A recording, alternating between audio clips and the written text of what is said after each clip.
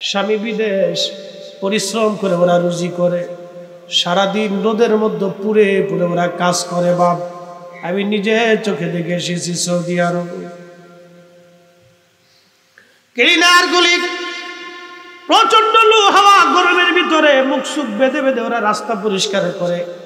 জোহরের নামাজ পড়তে রওনা করলাম মদিনাতে। একজনকে কাছে জিজ্ঞেস করলাম, ভাই বাড়ি কোন জায়গায়? বলে হুজুর ব্রাহ্মণবাড়িয়া। আমি বললাম, বন্ধু এই যে রোদের মধ্যে পুড়ে পুড়ে সারাদিন আমি দেখলাম আমরা হোটেল এসির মধ্যে থাকি, আর আপনি সারাদিনই রোদের মধ্যে পুড়ে পুড়ে কাজ করেন, কষ্ট হয় না? হুজুর কষ্ট হলেই বা কি করার আছে, আমি কি বাড়ি কি মা জানে? বলে হুজুর মাকে কি আর বলা যায়? বললে মা কষ্ট পাবে। হ্যাঁ নারীরা, টাকা কম হলে তুমি বেজার হও, কিন্তু স্বামী পরিশ্রম করে। আল্লাহ নবী বললেন, আমি কোন ব্যক্তিকে যদি সেজদার অনুমতি দিতাম আল্লাহর পরে, স্ত্রীকে বলতাম স্বামীর পায়ে সেজদা দেওয়ার জন্য। একবার জোরে বলা যাবে কি মারহাবা? স্ত্রীকে বলতাম স্বামীর পায়ে যেন স্ত্রী সেজদা দেয়, কারণ এই স্বামী এই ফ্যামিলির জন্য নিজের জীবন বাজি রেখে যুদ্ধ করে যায়। কি কথা ঠিক কিনা? ওয়ার্ল্ড, পৃথিবী একটা ব্যাটল ফিল্ড, এটা যুদ্ধক্ষেত্র। নিয়মিত আপনাকে যুদ্ধ করে বেঁচে থাকতে হয়। 24 ঘন্টা একজন পুরুষ পরিশ্রম করে ফ্যামিলির জন্য। সন্তানের মুখের হাসির জন্য একজন বাবা দিন বিদেশ পানি রক্ত করে ফেলেছে। স্ত্রীর টাকা কম হয়ে গেলে বেজার হয়, সোনা দানা কম হলে বেজার হয়, কাপড় কেনা কম দিলে বেজার হয়ে যায়। না না না না, ও মা বোনেরা শুনিয়া যান, পৃথিবীর অন্যতম শ্রেষ্ঠ ধনী মহিলা রানী এলিজাবেথ, তার কপালের মধ্যে একটা হীরকখণ্ড ছিল, নাম ছিল কোহিনূর। ৩,৫০০ কোটি মার্কিন ডলার তার দাম। বাংলাদেশের টাকা ভাঙ্গাইয়া ১,০০০ টাকার নোট দিয়ে বস্তা বাইন্ধে যদি আপনাদের মাথায় দিয়ে দেওয়া হয়, নিয়ে সারতে পারবেন না, এত টাকা দাম। ৭০ বছর একজন নারীর কপালের মধ্যে হীরকখণ্ড শোভা পাইল। সে যখন মারা গেছে, বোন শুনিয়া যাও, কবর তারে খাতির করে নাই। কি কথা কর না কেন, ঠিক কিনা? এ নারী ছিল খ্রিস্টান, আল্লাহ খোদা মানত না, কবর তারে খাতির করে নাই, আজরাইল তাকে ছেড়ে যায় নাই, ১ মিনিট তার দেরি হয় নাই। পৃথিবীর সবচেয়ে বড় ডাক্তার তাকে বাঁচাইতে পারে নাই।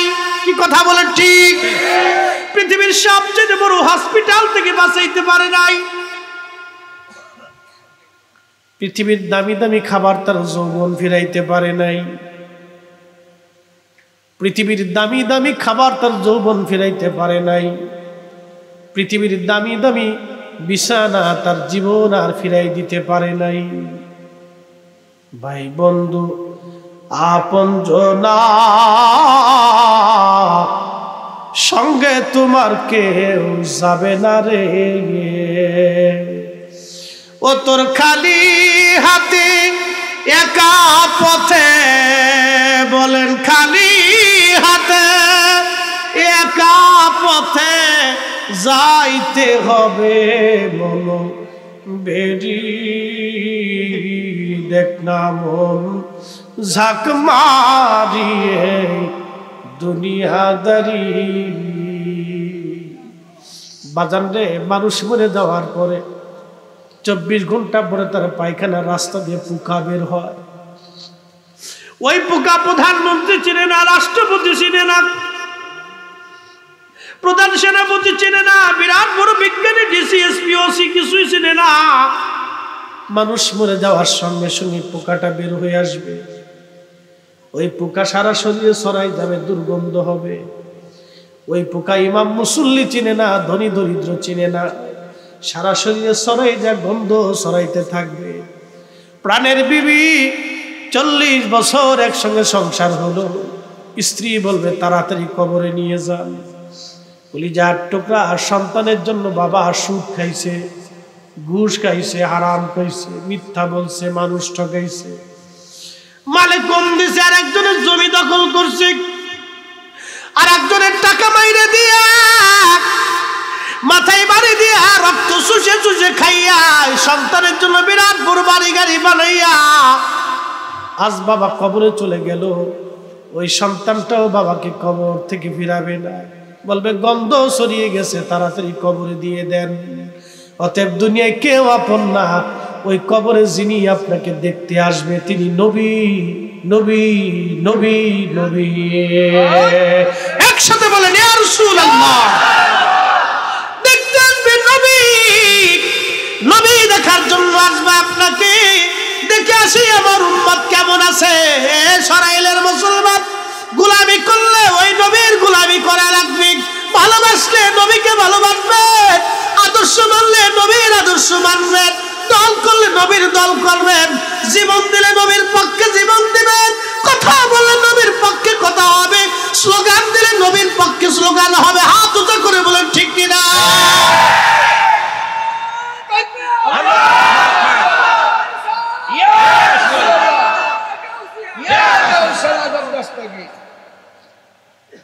শ্রেষ্ঠ নবী দিলাম রে তরিয়ে দিতে রোজ হাসরে, পথ না ভুলি তাই তো দিলে পাক কোরআনের বাণী।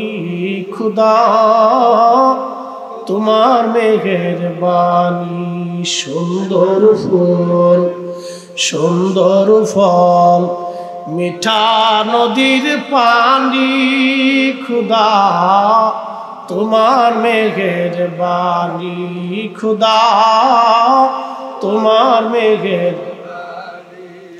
তুমি কতই দিলে রতন ভাই বারাদার পুত্র স্বজন, খুদাও পেলে অন্ন জুগাও মানি চাই না মানি, খুদা তোমার মেহেরবানি।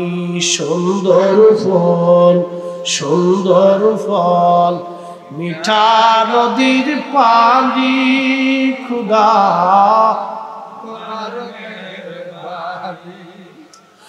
ও মুসলমান, খুবই মনোযোগ দিয়ে শুনিয়া যান। তার মানে কেউ আপন না,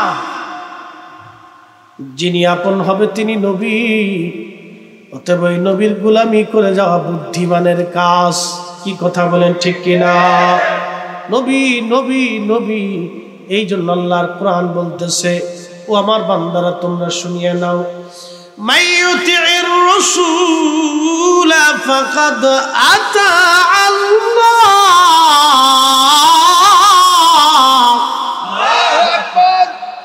এই কোরআনে আল্লাহ নিজে বলতেছে, বান্দা নবী মানলে আল্লাহ মানা হয়। সুবহানাল্লাহ, সুবহানাল্লাহ। এই কোরআনের 40 জায়গায় আল্লাহ নামের পরে নবীর নাম না হয় না? আরো জোরে। কোরআন আমার হাতে, 40টা জায়গায় আল্লাহ নামের পরে নবীর নাম। যেখানে আল্লাহর ইতাআত সেখানে নবীর ইতাআত, যেখানে আল্লাহর অনুসরণ সেখানে নবীর অনুসরণ, যেখানে আল্লাহ ঈমান সেখানে নবী ঈমান। সুবহানাল্লাহ। যেখানে আল্লাহ রাব্বুল আলামিন সেখানে নবী রাহমাতুল লিল আলামিন, যেখানে আল্লাহ মালিক ইয়াউমিদ্দিন সেখানে আমার নবী শাফিউল মুজনিবিন। সুবহানাল্লাহ। কি বলি যায়, আল্লাহর পরেই যার ইজ্জত তিনার নাম কি? নবী। আল্লাহর পরেই যার দাম তার নাম কি? নবী। সন্দেহ? সন্দেহ? আমরা আল্লাহর উপরে নবীর উঠাইছি? অনেকে আমাদের উপর মিথ্যা ইলজাম দেয়, আপনারা আল্লাহর উপরে নবীর উঠে এলেছেন। এটা একবারে সম্পূর্ণ ডাহা মিথ্যা ইলজাম। কি কথা কোন ঠিক কিনা? আমরা আল্লাহর উপরে নবী উঠাই না, আল্লাহর জায়গা আল্লাহ, নবীর জায়গা নবী। ঠিক কিনা? তোরা কে যাবি নবীর নৌকাতে আয়, তোরা কে যাবি নবীর নৌকাতে আয়। রূপকাঠির ওই নৌকা খানি, রূপকাঠির ওই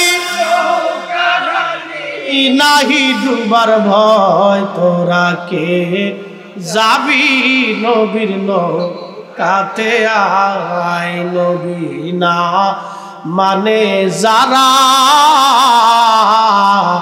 মহাহেদ কাফের তারা এ দুনিয়ায় কথা কোন ঠিক কিনা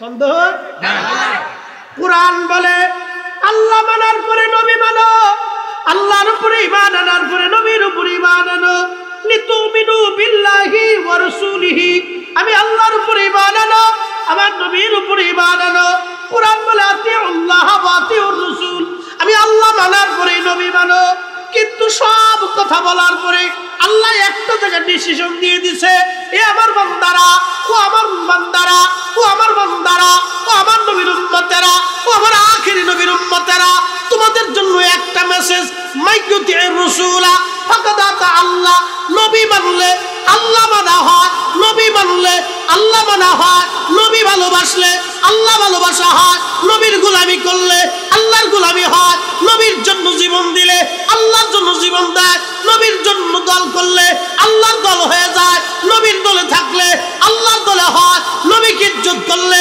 আল্লাহকে ইজ্জত করা হয় নবীর পক্ষে কথা বললে আল্লাহর পক্ষে কথা বলা হয় নবীর শান গাইলে আল্লাহর শান গাওয়া হয়ে যায় নবী তাজিম করলে আল্লাহ তাজিম হয়ে যায় নবীর সাথে বিয়াদবি করলে আল্লাহর সাথে বিয়াদবি হয় নবীর দলে যে আল্লাহর দলে সে নবী খুশি আল্লাহ খুশি নবী বেজার আল্লাহ বেজার কথা বলেন ঠিক কি না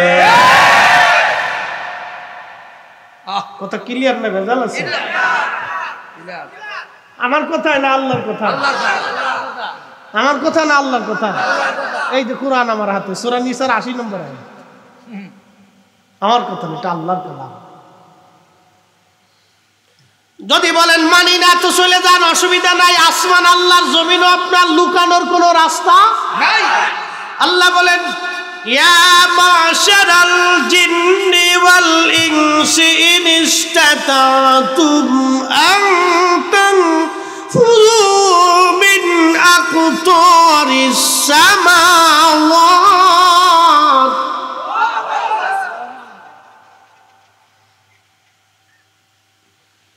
من أقطار السماوات والأرض فانفروا لا تنفرون إلا بسلطان الله أكبر كار كلام الله كلام يا معشر الجن والإنس أزيد ومنوش يا معشر الجن والإنس إن استطعتم أن تنفذوا من أقطار السماوات والأرض হে মানুষের জিন তোমরা যদি পারো আমি আল্লাহর সীমানার বাহিরে আমি আল্লাহর সালতানাতের বাহিরে রাজত্বের বাহিরে আসমান জমিনের বাহিরে যদি চলে যাও আমি আল্লাহর আইন যদি ভালো না লাগে আমি আল্লাহর কথা যদি ভালো না লাগে আমার নবী যদি ভালো না লাগে তো চলে যাও বাংলাদেশের এক নাস্তিক হারামজাদা নাম আসাদুর বলতেছে রাসূলুল্লাহ মরুর ডাকাত আমরা মনে করি ও কুলাঙ্গার সন্তান ও মায়ের অবৈধ সন্তান ওর জন্ম ঝোরে জঙ্গলে অবৈধভাবে হয়েছে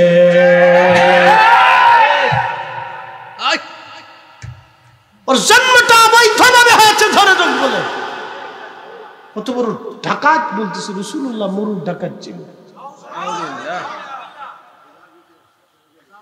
এই হারামজাদারা আরেকটা কথা বলে তারা বলে যে আল্লাহর নবীর দাসী ছিল এই দাসীর সাথে নবীজি মিলন করত নবীজির একজন দাসী নাম উম্মে আইমান আমার নবীর দাসী উম্মে আইমানকে নবীজি বলতেন উম্মি বাদা উম্মি ওগো মা আপনি আমার মায়ের পরে আর একজন মা জোরে বলা যাবে মারহাবা একজন দাসীকে নবীজি মার সাথে তুলনা দিতেন, মা আপনি মায়ের পরে আমার একজন মা। হাই হাই হাই, নবীজি দাসীকে মার সাথে তুলনা দিত। সেই নবীর চরিত্র নিয়ে যারা বাজে কথা বলে, আল্লাহর কসম করে বলি, কোরআন সাক্ষী, অতুল্লিং বাদা যালিকা জানিম, ওদের জন্মে ভেজাল আছে। কথা কম জোরে বলেন, জন্মে কি আছে? ভেজাল আছে।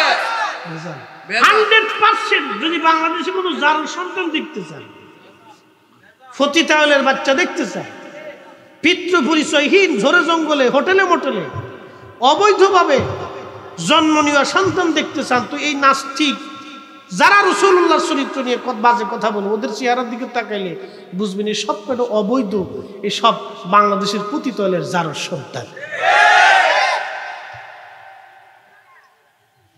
পৃথিবীর কোটি কোটি মানুষ যাকে মহামানব বলেছে, সর্বকালের মহামানব, আল্লাহু আকবার। আহা, রাসূলের চরিত্র এতই সুন্দর ছিল। আমার নবীর একজন খাদেম, নাম খাদেমুর রাসূল হযরত আনাস, তিনি বলেছেন 10টা বছর আমি নবীর কদমের খেদমত করেছি। আল্লাহ, সাহাবীরা কখনো মিথ্যা কথা বলতেন না, সাহাবীরা কখনো মিথ্যা বলতেন না। খাদেমুর রাসূল বলতেছে 10টা বছর নবীর কদমের গোলামি করছি, 10টা বছর আমি খেদমত করেছি। 10টা বছরে আল্লাহর নবী কোনোদিন আমাকে একটা ধমক দেন নাই।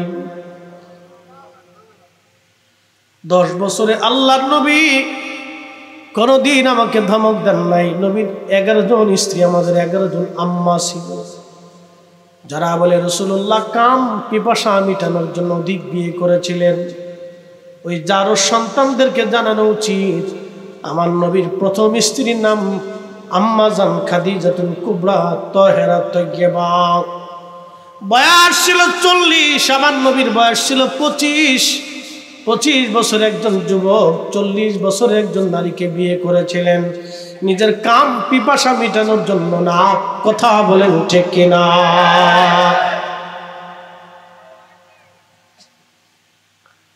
কি সুন্দর জীবন রাসূলের। আল্লাহ কোরআনে বলেন, মা ইন্নাকা লাআলা খুলুকিন আযীম।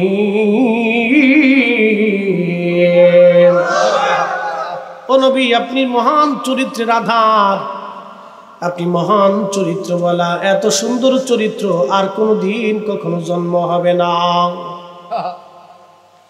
এত সুন্দর চরিত্রওয়ালা নবী, এত সুন্দর চরিত্রওয়ালা, হাই হাই, এত চমৎকার চরিত্রওয়ালা নবী কোনদিন আর কোন পুরুষ, কোন নারীর জন্ম হবে না। এত সুন্দর চরিত্রওয়ালা।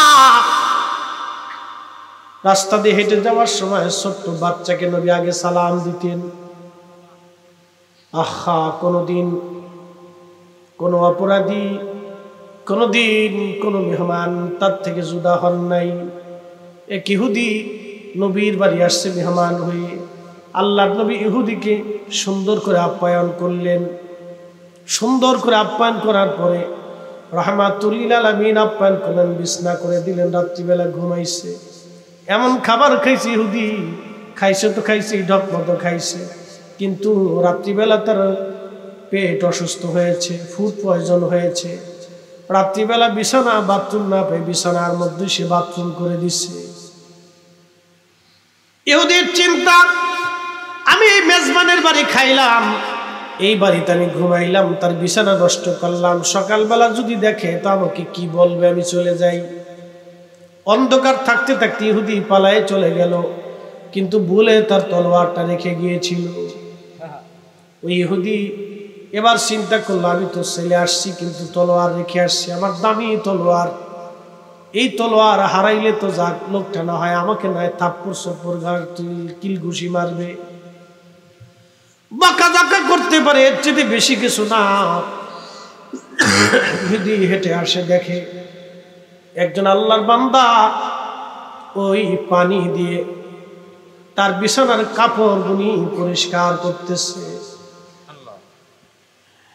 এসে দেখতেছে যে বাড়িতে রাহমাতুল লিল আলামিন নিজ হাতে ইহুদির বিছানা পরিষ্কার করে পানি দিয়া। আল্লাহু আকবার। ইহুদি ডাক দেয়া বলেন, ইয়া রাসূলুল্লাহ, ইয়া হাবিবাল্লাহ, নবী গো, আপনি কেন এই ময়লা পরিষ্কার করেন? আল্লাহর নবী ডাক দেয়া বলেন, মেহমান, তোমাকে সারা রাত আমি কষ্ট দিয়েছি, খাবার দিয়ে চলে গেছি, রাত্রিবেলা তুমি কষ্ট পেয়েছো, তোমাকে আমি খোঁজ নিতে পারি নাই, মেহমান, তোমার কষ্ট হয়ে গেছে, তুমি মাফ করে দাও। আল্লাহর নবী উল্টা মাফ চায়, তুমি ক্ষমা করো, মেহমান হিসেবে তোমাকে আমি যত্ন নিতে পারি নাই। এটা সেই নবী, মহান চরিত্রওয়ালা নবী। এই নবীর চরিত্র নিয়ে বাজে যারা কথা বলবে ওদের জন্যই ভেজাল কথা বলেন, ঠিক কিনা? সন্দেহ সন্দেহ কল্পনা করতে পারবেন এত সুন্দর চরিত্রওয়ালা নবী। ইহুদি ডাক দেয়া বলেন, ইয়া রাসূলুল্লাহ, আমার আর বুঝার বাকি নাই, আপনি দয়া করে আমারে কালেমা পড়ায় দেন, লা ইলাহা ইল্লাল্লাহু মুহাম্মাদুর রাসূলুল্লাহ সাল্লাল্লাহু আলাইহি ওয়াসাল্লাম।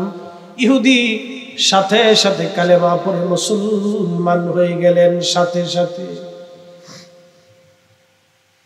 আর এক ইহুদি আসছে মসজিদের ভিতরে, লুঙ্গির কাপড় উঁচে করে পেশাব করতেছে মসজিদে নববীতে।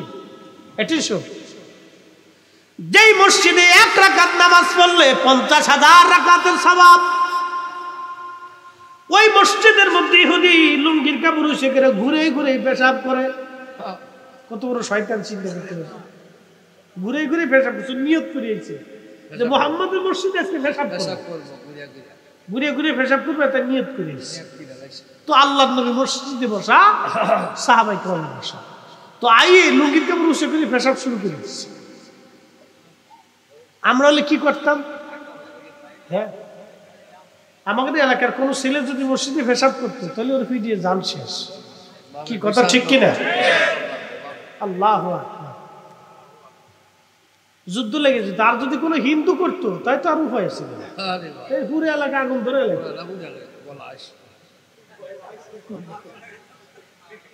দেখেন রাসূলুল্লাহর আদর্শটা কি। আল্লাহু আকবার।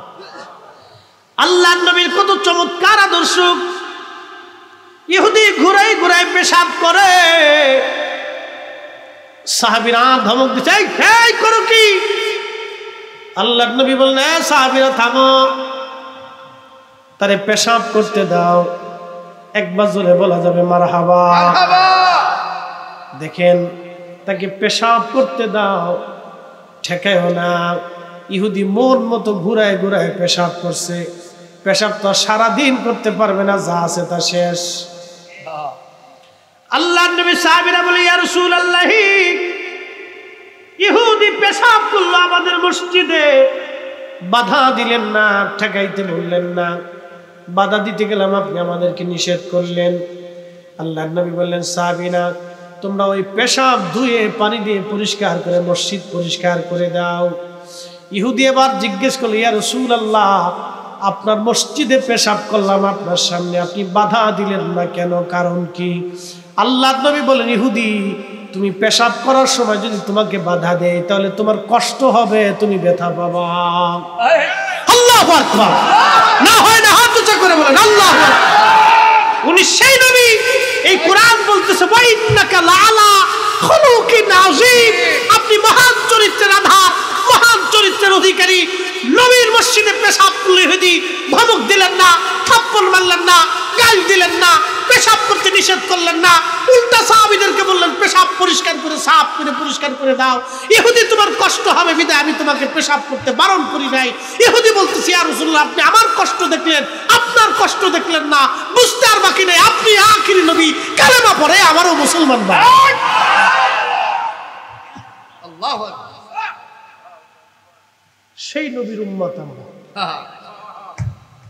তার চরিত্র নিয়ে নাস্তিকরা মাঝে কথা বলে, উনি ডাকাত ছিল, সন্ত্রাস ছিল, মানুষ খুন করছে, চিন্তা করতে হচ্ছে। আল্লাহ নাস্তিকতা থেকে আমাদের যুব সমাজকে যেন আল্লাহ হেফাজত করেন, বলে না আমিন। প্রিয় মুসলমান, এই নবীর চরিত্র মহান। কি করে বললে যে আপনি বুঝবেন, কোন ভাষায় বললে যে আপনি বুঝবেন, সেই ভাষা জ্ঞান হয়তো আমার নাই, সে এলেম আমার নাই। এই জন্য আল্লাহ রাসূল বলেন ফালাইকুম বিসুন্নতি, তোমরা আমার সুন্নত মানো, ও সুন্নাতিল খুলাফাইর রাশিদিন আল মাহদিন, তোমরা শুধু আমার সুন্নত মানবে না, আমার পরবর্তী খুলাফায়ে রাশিদিনের সুন্নত তোমরা মেনে চলবে। একবার জোরে বলা যাবে কি মারহাবা। আমার পরে আমার খলিফাদের সুন্নত তোমরা মানবা। আহা, হযরত ওমর রাদিয়াল্লাহু আনহু মসজিদে জুমাতে খুতবা দেওয়ার জন্য দাঁড়াইছেন।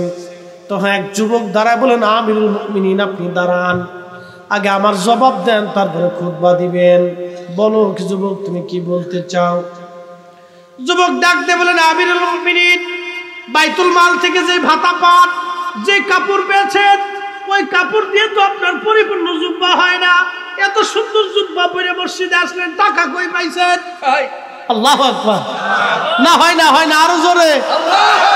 আরে এরা মুসলমান ছিল, মুসলমান, এরা মুসলমান ছিল। আর আমরা দেশের মুসলমান কয়দিন পর পরই খালি ওই চিনির দাম বাড়ে, ও তেলের দাম বাড়ে, ও ডিমের দাম বাড়ে, ও পোলট্রির দাম বাড়ে, ও চালির দাম বাড়ে, ওই আপনার মরিচের দাম বাড়ে। কি পরিমাণে ডাকাত আমরা দেশে, চিন্তা করি। তো কিনতে পারতো না হুজুর, ওরে সর্বনাশ। খুব মনোযোগ দিয়ে এই মাঝে মধ্যে দাম কি বাড়াবাড়ে। হযরত ওমরকে যুবক বলে, হুজুর, আমিরুল মুমিনিন, খলিফাতুল মুসলিমিন, জুব্বা কই পাইছেন? জুব্বার আগে হিসাব দিয়ে খুতবা আপনি দিবেন। সুবহানাল্লাহ বলা যাবে? এটার নাম জবাবদিহিতা। কি জবাবদিহিতা? যদি জবাবদিহিতা বন্ধ হয় তখন সমাজ নষ্ট হয়ে যাবে। জবাবদিহিতা, এটার নাম ইসলাম। হযরত ওমর বেজার হলেন না। আর আমরা কি করতাম? এই ধরবি, এই বেদব থেকে ধরে। আল্লাহর নবী সাহাবী হযরত ওমর বেজার হলেন না। হযরত ওমর রাদিয়াল্লাহু আনহু বললেন, যুবক, তুমি সুন্দর প্রশ্ন করেছো, তোমার অধিকার আছে। যতদিন পর্যন্ত এইরকম মুসলমানদের মধ্যে যুবক থাকবে, হকের পক্ষে কথা বলবে, ততদিন মুসলমান কুফফারদের কাছে পরাজিত হবে না। একবার জোরে বলা যাবে কি মারহাবা। হযরত ওমর বললেন, যুবক রে, সত্য বলেছো তুমি। বাইতুল মালের দেওয়া কাপড় দিয়ে আমার জুব্বা হয় না। আমার ছেলে আব্দুল্লাহ ইবনে ওমর, সেও বাইতুল মাল থেকে কিছু কাপড় পেয়েছিল। তা আমার ছেলে আমাকে বলল, আব্বাজান, আপনার একার কাপড় দিয়ে জুব্বা হবে না, অতএব আমার কাপড় এবং আপনার কাপড় অ্যাডজাস্ট করে আপনাকে জুব্বা বানাই দেই। আমার ছেলে তার কাপড় আমাকে হাদিয়া দিয়েছে, ওই কাপড় দিয়ে আমি 2 কাপড় দিয়ে জুব্বা বানাইছি। একবার জোরে বলা যাবে কি মারহাবা। ইসলাম, খলিফাতুল মুসলিমিন, জবাবদিহিতা কত সুন্দর চিন্তা করতে পারছে। আর আমার দেশে ওই কি বলে, বিরিয়ানির ভিতরে বিষ মিশিয়ে। ঢাকার যে নাম করা করা বিরিয়ানি আছে, এর ভিতর কি মিশে জানেন? কি মিক্সার দেয়, খুব টেস্ট লাগে, কিন্তু এদের ভিতর সব মারাত্মক পয়জন। একবার ওই যে ভুক্ত অধিদপ্তর ধরছে, আমি মোবাইলে দেখতেছি, এখন এই অফিসার কয় যে আপনারা যে রং, এই কালার, এই মেডিসিন দিলেন এই বিরিয়ানি স্বাদ হওয়ার জন্য, তা আপনাদেরকে আজকে বিরিয়ানির ভিতরে ভাজাই দিয়ে আপনারা খান। না, তা খাবো না। যদি আপনারা না খান তো মানুষকে কি করে খাওয়ান? তাহলে আপনারা মানুষ হলেন কি করে? কি কথা কর না কেন? ওর শিয়াল কুত্তার চাইতেও খারাপ, শিয়াল কুত্তার চাইতেও খারাপ।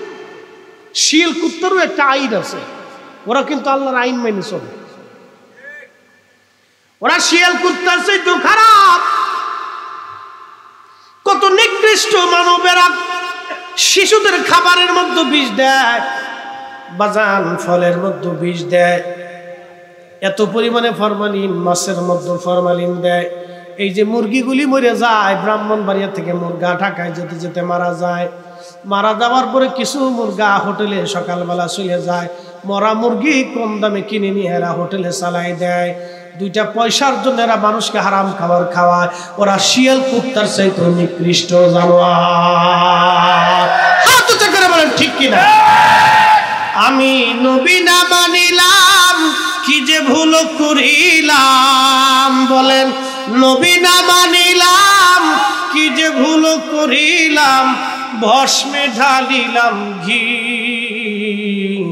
মানুষ হইয়া ভবেতে আসিয়া মানুষের করিলাম কি, মানুষ হইয়া ভবেতে আসিয়া মানুষের করিলাম কি। গ্রামে গঞ্জে বহু জায়গা কুপুরি হয়, তাবিজ হয়, কবজ হয়, কি কথা কন নাকি হয় না? আর একজনের ক্ষতি করার জন্য ঘরের উঠানে তাবিজ গাইলে দেয়, বাজান করে বান মারে, জাদু টোনা করে, বহুত কিছু। এগুলি হাফিজ আহা আল্লাহ তাদের হেফাজত করুক। এই যারা এই কুফরি কালাম করে, কুফরি করে, ওরা কাফের, ওরা মুসলমান হতে পারে না। কথা বলেন ঠিক কিনা? সব কয়টা বেঈমান। মুসলমান হয়েছে কি? আর একজনের ক্ষতি করার জন্য তাবিজ করে, কবাজ করে। সি সি সি, মুসলমান কত নিকৃষ্ট দরওয়াজায় চলে গেছে। আল্লাহর নবীর ক্ষতি করার জন্য নবীজিকে জাদু করা হয়েছিল। কুয়ার মধ্যে 11টা চুল গিরা মেরে ফেলে দেওয়া হয়েছিল। এরপরে সূরা নাস আল্লাহ পাক নাজিল করলেন। আহা, রসুলকেও ক্ষতি করার জন্য যারা জাদু করেছিল, নবীর উম্মতের ক্ষতি করার জন্য যারা জাদু করে, ওরা কাফেরদের চাইতেও নিকৃষ্ট বেঈমান। কথা কোন ঠিক কিনা? ওরা মানুষ হইল, সি সি সি সি, মানুষ হতে হবে আমাদেরকে, মানুষ হওয়া লাগবে। মানুষ। হযরত আবু যর গিফারি রাদিয়াল্লাহু আনহু কথা বলতে বলতে বহুদূর পর্যন্ত চলে আসছি। আমি হযরত আবু যর গিফারি রাদিয়াল্লাহু আনহুর দিকে ফিরে যাই। সরাইলের মুসলমান হযরত আবু যর গিফারির বিবি কাঁদে আর বলে, স্বামী, কে আপনার জানাজা পড়াবে? কে আপনার কাফন দিবে? কাফনের কাপড় কোন জায়গা পাবো হে স্বামী আমার? আবু যর গিফারি রাদিয়াল্লাহু আনহু বললেন, বিবিরে, চিন্তার কারণ নাই। আমার মাসুক, আমার মাসদুক, আমার রহমতের নবী আমাকে বলেছেন, আমি বাঁচবো একা, মরবো একা, কিন্তু জানা যায় আমার বহু লোক হবে। সুবহানাল্লাহ না? আরো জোরে বলেন সুবহানাল্লাহ। দেখেন সাহাবীরা নবীর কথা কিভাবে বিশ্বাস করতেন।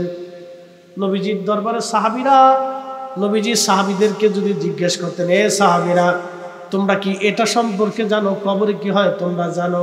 আসমানে কি হয় তোমরা জানো? সূর্য কি করে তোমরা জানো? প্রকাশ্য অপ্রকাশ্য, অতীতে, বর্তমানে, ভবিষ্যতে, জান্নাতে, জাহান্নামে, কবরে, দুনিয়ার ভিতরে, উপরে, নিচে, এক বাক্যে, ওপেনে গোপনে, হাজারে গায়েবে, শাহেদে গায়েবে, উপস্থিত অনুপস্থিতে, অতীতে, বর্তমানে, ভবিষ্যতে, আসমানে, সপ্তম আসমানে, জমিনের নিচে, কবরের ভিতরে, আখিরাত, দুনিয়া, কবর, হাসর, যে কোনো বিষয়ে সাহাবীদেরকে নবীজি প্রশ্ন করলেন, সাহাবীরা একটা জবাব দিতেন, আল্লাহু ওয়া রাসূলুহু আ'লাম। আল্লাহ জানে, নবী জানে। আরো জোরে, আরো জোরে। কে জানে? আল্লাহ জানে, আল্লাহ নবী জানে, আল্লাহ জানে, নবী জানে, আল্লাহ জানে, নবী জানে, আল্লাহ জানে, নবী জানে। এটা আমরা রাখি না সাহাবীদের। সাহাবীদের একজন সাহাবীর না, সোয়া লক্ষ সাহাবী। তো 16 লক্ষ সাহাবী বলল আল্লাহ ওয়া রাসূলুহু আ'লাম। আল্লাহর পরে নবী জানে, আল্লাহর পরে নবী জানে, আল্লাহর পরে নবী জানে। আমরা সুন্নিরাও মানি আল্লাহর পরে নবী জানে, আল্লাহর পরে নবী জানে। কথা কোন ঠিক কিনা? কথা খারাপ বলছি? আল্লাহর পরে নবী জানে, কথা কোন? আল্লাহর পরে আমরা রাখি না সাহাবীদের। সাহাবীদের সাথে যদি কেউ বেশি বুঝে তো বুঝুন, তো বুঝব না, অসুবিধা নাই, অসুবিধা নেই, বুঝুন। আমরাও তো বুঝার সুযোগ দরকার না। সাহাবীরা যেমনি কইছে আমরা অমনি করি। কি কথা ঠিক কি না? ও মুসলমান, সাহাবীরা যেইভাবে বলছে সেইভাবেই বলবো। আবু যর গিফারি ডেকে বলতেছে, বিবি রে চিন্তা করো না, আমার নবী বলেছেন আমার জানাজায় বহু মানুষ আসবে। তবে বিবি আমি তো অসুস্থ, শরীর আমার বড় দুর্বল হয়ে গেছে, মনে হয় বাঁচবো না। তবে তুমি একটু টিলার উপরে উঠো, পাহাড়ের টিলার উপরে উঠে দেখো কোনো কাফেলা আমাদের দিকে আসে কিনা। যদি কোনো কাফেলা তুমি দেখো তাহলে বুঝবা তোমার স্বামী আবু যর আর দুনিয়াতে থাকবে না। আল্লাহু আকবার। হাই হাই, সাহাবীদের ঈমান কি ছিল, ইয়াকিন কি ছিল রাসূলের প্রতি। তো তুমি দেখো কাফেলা আসে কিনা, যদি আসে তো আমি শেষ, আমার জানাজা বহু মানুষ হবে। আবু যর গিফারির স্ত্রী কাফেলার টিলার উপর উঠলেন। টিলার উপর উঠে দেখলেন বিরাট বড় একটা কাফেলা আসতেছে। দৌড়াই নেমে আসলেন আবু যরের বিবি, স্বামী আমার, দেখলাম একটা বিরাট কাফেলা আসতেছে। আবু যর গিফারি বলেন, বিবি রে বহুদিন একসঙ্গে তোমার সঙ্গে মরুভূমির মধ্যে কাটিয়েছি, বিবি হক আদায় করতে পারি নাই, সুখ স্বাচ্ছন্দ্য তোমাকে দিতে পারি নাই। আমি আবু যর একটা কাপড়ে একটা জুব্বায় সারা জীবন আমি কাটাই দিয়েছি। আল্লাহু আকবার। কিসকে রাসূল তাদের কলিজার মধ্যে ছিল, একটা জুব্বা আমি সারা জীবন কাটিয়ে দিয়েছি। তোমার জন্য পৃথিবীতে কিছু রেখে যেতে পারলাম না, আমার জন্য আমি কিছু রেখে গেলাম না রে বিবি আমার, ক্ষমা করে দিও, আমাকে মাফ করে দিও, দুনিয়াতে আর কোনোদিন দেখা হবে না। বিবিরে সময় ঘনায় গেছে আমার, বিদায় আমাকে দাও, আমি আজ বিদায় নিয়ে যাচ্ছি। আবু যর গিফারি মারা গেলেন। ওই কাফেলার যিনি প্রধান তার নাম আব্দুল্লাহ ইবনে মাসউদ রাদিয়াল্লাহু আনহু। ইসলামের মধ্যে সাহাবীদের মধ্যে সবচেয়ে বড় মুফতি যিনি, তার নাম হযরত আব্দুল্লাহ ইবনে মাসউদ রাদিয়াল্লাহু আনহু। এই উম্মতের সবচেয়ে বড় মুফতি ছিলেন, নবীর পরে সবচেয়ে বড় মুফতি, নবীর পরে সবচেয়ে বড় মুফতি। আমরা তো নামের আগে সাতা মুফতি লাগাইছি, আমরা যে সাতার মুফতির ভ্যালু নাই, কি কথা কন না কেন? নবীর পরে সাহাবীদের মধ্যে এই উম্মতের মধ্যে সবচেয়ে বড় মুফতি আব্দুল্লাহ ইবনে মাসউদ রাদিয়াল্লাহু আনহু। তিনি কাফেলা নিয়ে যাচ্ছিলেন, ওই রাস্তা দিয়ে যাওয়ার সময় দেখলেন আবু যর গিফারি ইন্তেকাল করেছেন। কাফনের কাপড় সুন্দর করে দিয়ে তার কাফনের কাপড় পরানো হলো, গোসল করানো হলো। কাফনের কাপড় পরে আব্দুল্লাহ ইবনে মাসউদের জানাজার ইমামতিতে সাহাবায়ে কেরামের বিরাট জমাত একসঙ্গে জানাজার নামাজ পড়ে তাকে সমাহিত করা হলো। একবার জোরে বলা যাবে কি মারহাবা। নবী বলেছেন 10 থেকে 20 বছর আগে ঘটনা ঘটলো, 10-20 বছর পরে। নবী বলেছেন 20 বছর আগে ঘটনা ঘটলো, 20 বছর পরে। তার মানে সাহাবীদের আকীদা আল্লাহ ওয়া রাসূলুহু আলাম, আল্লাহর পরে যিনি জানে তিনি নবী, আল্লাহর পরে যিনি এলেম ওয়ালা তিনি নবী, আল্লাহর পরে যিনি জানলে বলা তিনি নবী। কথা বলেন ঠিক কিনা?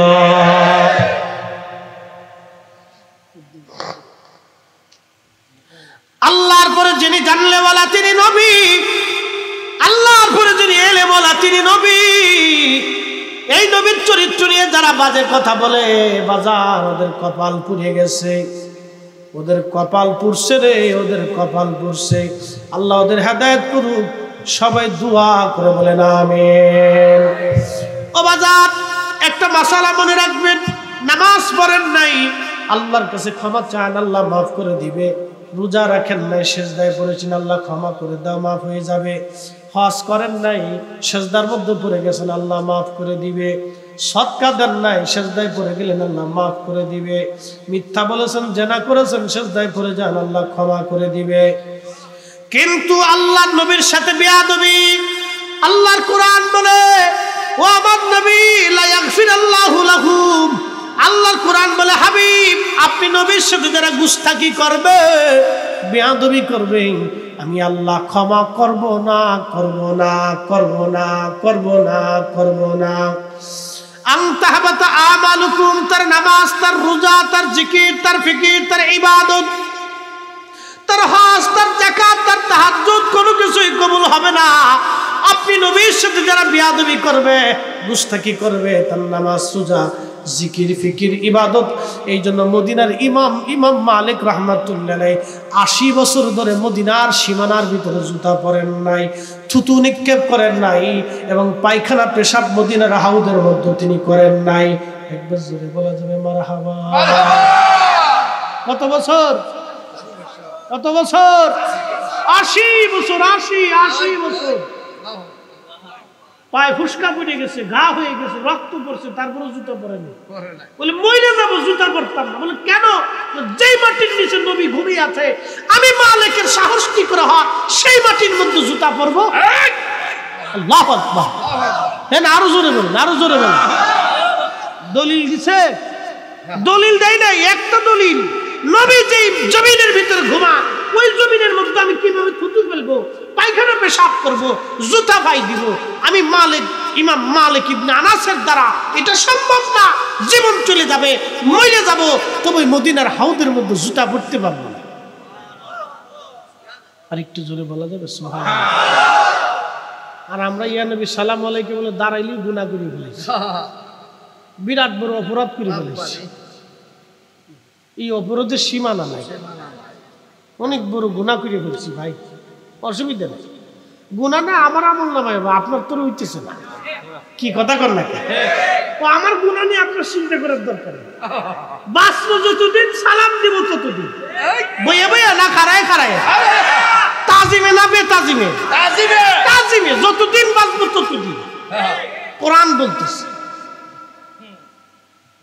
তুআজ্জিরুহু ওয়া তুআক্কিরুহু।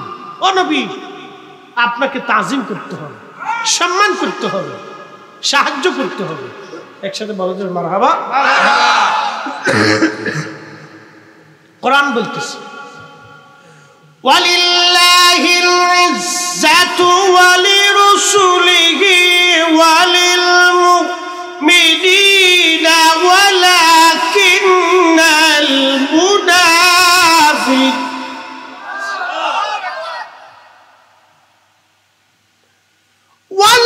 ওয়ালাকিন্নাল মুনাফিকিনা লা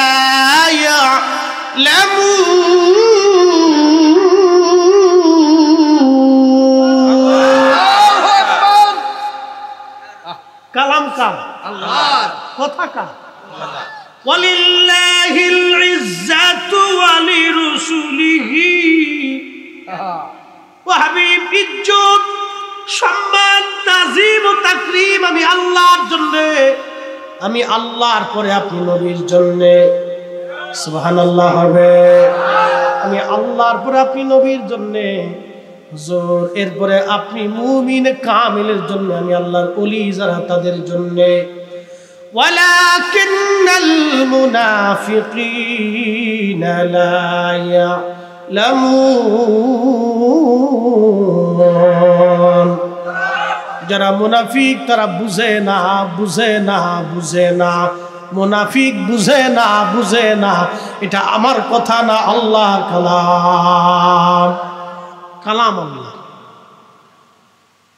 কালাম আল্লাহ। তো আল্লাহ পাক আপনাকে আমাকে যেন বুঝার তৌফিক দেয়, বলে না আমি।